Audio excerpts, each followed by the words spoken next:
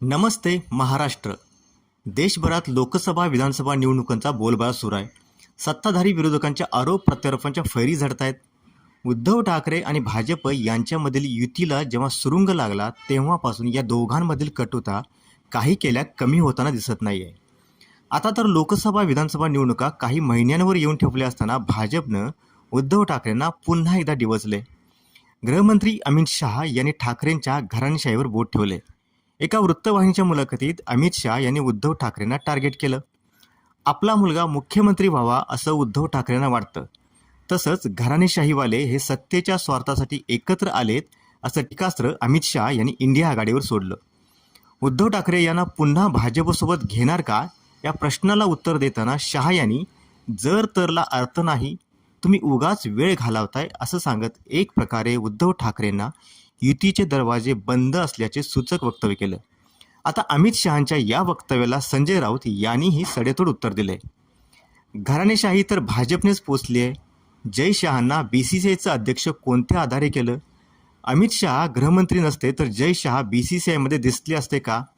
असा सवाल संजय राऊत यांनी उपस्थित केला आहे. आता या दोघांच्याही वक्तव्यावरून राजकारणात घराणेशाही किती ठासून भरले हे मायबाप जनतेला पक्क ठाऊक आहे. पुढच्या बातमीकडे वळण्याआधी न्यूज भारीला सबस्क्राईब केलं नसेल तर सबस्क्राईब करा आणि शेअर करा. तर आता वळूया गगनयान मोहिमेच्या बातमीकडं. चांद्रयान मोहीम यशस्वी झाल्यानंतर इस्रो आता गगनयान मोहिमेसाठी सज्ज झाले. गगनयान ही मानवयुक्त अंतराळ मोहीम आहे. 2007मध्येच इस्रोनं या अंतराळ कार्यक्रमाची सुरुवात केली होती.